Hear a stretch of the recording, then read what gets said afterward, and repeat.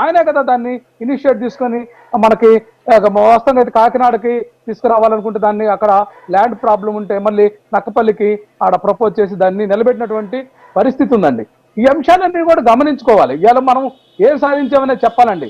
విశాఖ ఉక్కుని ప్రైవేటీకరణ చేస్తుంటే YCP clear గా అడ్డుపడింది. మీరు ఏమన్నా మాట్లాడగలుగుతున్నారా? ఎన్డీఏ ప్రభుత్వాన్ని కూటమని చెప్పుకుంటున్నారు. విశాఖ ఉక్కు ఆంధ్రుల హక్కు అని ఎంతో మంది 11,000 కోట్లు ఇచ్చేందుకు నిన్ననే కేంద్ర మంత్రివర్గం నిర్ణయం తీసుకున్నది.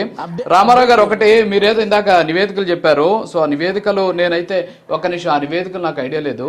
ఇక్కడ ఒక చిన్నది నేను అడుగుతా మిమ్మల్ని, ఒక స్ట్రైట్ క్వశ్చన్. మన అరుణ్ గారి ముందుకు వెళ్లే ముందు మిమ్మల్ని ఒక స్ట్రైట్ క్వశ్చన్ అడుగుతా. మీరేదో నివేదికలు చెప్పారు, నాకు వాటి మీద ఐడియా లేదు యాక్చువల్గా. ఎందుకంటే వాస్తవాలు అంగీకరించాలి, ఏదో చెప్పడం కాదు.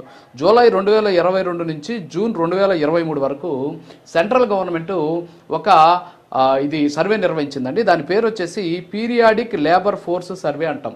ఇది సెంట్రల్ గవర్నమెంట్ నిర్మించింది, ఏదో ఒక మనం పెట్టుకున్నటువంటి సంస్థ కాదు నిర్వహించింది. ఇందులో ఎంత దారుణం అంటే ఆంధ్రప్రదేశ్ రాష్ట్రంలో గ్రాడ్యుయేషన్ పూర్తి చేసినటువంటి వాళ్ళలో ఎక్కువ శాతం నిరుద్యోగిత ఉన్నటువంటి రాష్ట్రం ఆంధ్రప్రదేశ్. నెంబర్ 1 స్థానం ఏది అంటే నిరుద్యోగితలో ఆంధ్రప్రదేశ్ రాష్ట్రం అని చెప్పేసి చేసినటువంటి సర్వేలో బయటపడింది. ఎంత దారుణం అంటే జాతీయ సగటు 17.23% ఉంటే ఆంధ్రప్రదేశ్ రాష్ట్రంలో పట్టభద్రుల్లో 35.14% నిరుద్యోగులు ఉన్నారు అని చెప్పేసి ఈ నివేదిక వెల్లడించింది. ఇది సెంట్రల్ గవర్నమెంట్ చేసింది. బీహార్ కంటే ఆంధ్రప్రదేశ్ రాష్ట్రం ఉద్యోగాల కల్పనలో వెనకబడింది. ఇది మీరు అంగీకరించినా ఇతరులు అంగీకరించకపోయినా ఖచ్చితంగా ఇది ఒక నివేదిక బయట పెట్టినటువంటి అంశము. సో దీని రామారావు గారు మీరు ఖచ్చితంగా మీ పార్టీ మీ ప్రభుత్వం గురించి మీరు మాట్లాడాలి.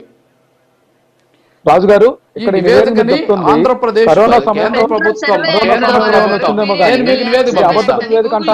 నివేదిక పంపిస్తా. 2022 నేను కరోనా మాట్లాడలేదు సార్.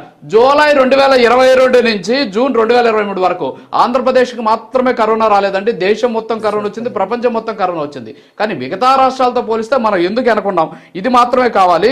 సో దీని గురించి ఒక 1 minute మీరు కంక్లూడ్ చేయండి. ఎందుకంటే నాకు మీరు చెప్పే నివేదికల మీద నాకు అవగాహన లేదు. నా దగ్గర ఉన్న నివేదిక మీకు కూడా పంపుతాను. దానికి మాత్రం కంక్లూడ్ చేయండి రామారావు గారు ప్లీజ్. ఎవిడెన్సిబుల్ గానే చెప్తున్నాను. మీకు కావాలంటే ఆ నివేదికకు సంబంధించి నేను మాట్లాడిన అంశాన్ని యాజ్ పర్ గవర్నమెంట్ ప్రకటించినటువంటి ఫిగర్స్ అన్ని కూడా సబ్మిట్ చేస్తాం కావాలంటే. అది కాదండి, ఇక్కడ మీరు చెప్పేటటువంటి అంశము అదే అసంబద్ధమైనటువంటి అంశం అండి. ఎందుకంటే ఆంధ్రప్రదేశ్ రాష్ట్రంలో నిరుద్యోగ యువతకు ఉపాధి కల్పించినటువంటి పద్ధతి చూస్తా ఉంటే మనకి గ్రామ సచివాలయ వ్యవస్థ తెచ్చి దాదాపు 2,40,000 మందికి అక్కడ అకామిడేట్ చేయడం జరిగిందండి. అట్లా మేము చూస్తా ఉన్నాం. ఈ రోజు ఇప్పుడు ఈ ప్రభుత్వం ఉన్నటువంటి గ్రామం దేశంలో నెంబర్ 1 ఉండాలి కదా సార్. మనం దేశంలో ఎందుకు వెనకబడి ఉన్నాం మనం? మీరు చెప్పినట్టు దేశంలో ముందు అసందర్భం కాదు సార్. పరిశ్రమలు పెట్టుబడులు అనేవి ఉద్యోగాల కోసమే పెట్టేది. దానివల్ల ఏదో వచ్చేస్తుంది రాష్ట్రాలు అభివృద్ధి చెందుతాయి అనేది కాదు. ఇక్కడ ఏంది సగటు ఒక మనిషి సంపాదన పెరిగింది అంటే అది రాష్ట్రానికి సంబంధించినటువంటి అభివృద్ధిలో భాగస్వామ్యం అవుతారనే ఉద్దేశంతోనే కంపెనీలు పెడతాం. సో ఆ సందర్భం కాదు ఇక్కడ. కరోనా అనేది దేశం మొత్తం వచ్చింది, ప్రపంచం మొత్తం వచ్చింది. ఇది నేను చెప్తున్నది కాదు. గతంలో మనం చూసాం centre for monitoring Indian economy అనేది కూడా లాస్ట్ ఇయర్ అంటే 2023లో ఒక నివేదిక ఇస్తే ఆ నివేదికలు ఎంత దారుణం అంటే నిరక్షరాస్యుల్లో ఉపాధి లేని వారు 3% ఉంటే పట్టభద్రుల్లో దారుణమైన విషయం 35% మందికి ఆంధ్రప్రదేశ్ లో ఉద్యోగాలు లేవు. నిరక్షరాస్యులకి 3% మందికి ఉద్యోగ అవకాశాలు లేకపోతే పట్టభద్రులు చదువుకున్న 35% లేదు. నేను మీకు నివేదిక పంపిస్తా. నేనేదో భుజానేసుకొని చెప్పట్లేదు, వాస్తవం మాట్లాడతాను. ఎందుకంటే నేను కూడా పట్టభద్రులు కాబట్టి చెప్తున్నా. చెప్పండి. ఎందుకంటే national achievement survey 2023 top priority Andhra Pradesh కి దానికి సర్టిఫికేషన్ చేసిందండి. దాన్ని ఎట్లా మీరు డివియేషన్ చేసి 35% నిరుద్యోగం ఉందనేది ఇది కరెక్ట్ ఫిగర్ కాదే. మీరు ఒకసారి దాన్ని మళ్ళా కూడా సరి చూసుకోవాలని నేను ఎందుకంటే కాదండి centre for monitoring Indian economy నేను మీకు అది పంపిస్తా. నాకే ఎవరు లేదు. నేను మీకు పంపిస్తా నివేదిక. నేను మాట్లాడను. సెర్చ్ చేసుకోండి. National achievement survey 2023 Andhra Pradesh top ఉందా లేదా అనేది సెర్చ్ చేసుకోండి. మీరు కూడా ఖచ్చితంగా కూర్చున్నాం. తప్పకుండా మా డిబేట్ ద్వారా వాస్తవాలే జనాలు తెలియాలి. ఇక్కడ ఎవరు చంద్రబాబు గారు, పవన్ కళ్యాణ్ గారు, జగన్ గారిని ఎవరు బ్లేమ్ చేయాల్సిన అవసరం లేదు. నాకు అది కాదు. నాకు ఇక్కడ వాస్తవం బయట రావాలంతే. మరి అంత తేడా ఉంటే చెప్పండి. నేషనల్ అచీవ్మెంట్ చెప్పండి, సర్వే 1 minute. 2023 రిపోర్ట్ ఏం చెప్పిందండి? ఆంధ్రప్రదేశ్ టాప్ గా చెప్పిందా లేదా? మీరు దాన్ని కూడా ఒకసారి సరి చూసుకోండి, తప్పలేదు. నేనేమన్నానంటే ఓవరాల్ గా ఈ యొక్క 2023 జూన్ లో వచ్చిన నివేదిక నేను చెప్తున్నాను సార్. నేను నవేంద్రప్రదేశ్ సంబంధించి చెప్తున్నాను సార్. 17 మెడికల్ కాలేజీలు ఇక్కడ ఎస్టాబ్లిష్ చేయడం జరిగింది నూతనంగా.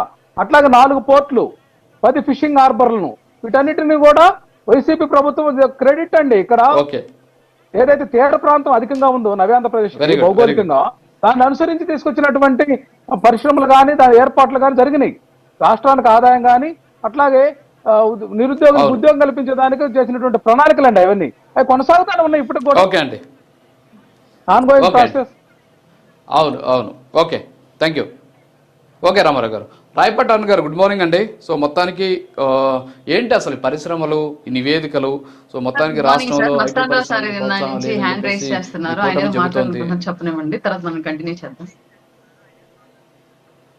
రాజుగారు అంటే ఏం లేదు, మన ఆంధ్రప్రదేశ్ మీరు అనుమతిస్తే అండి రాజుగారు.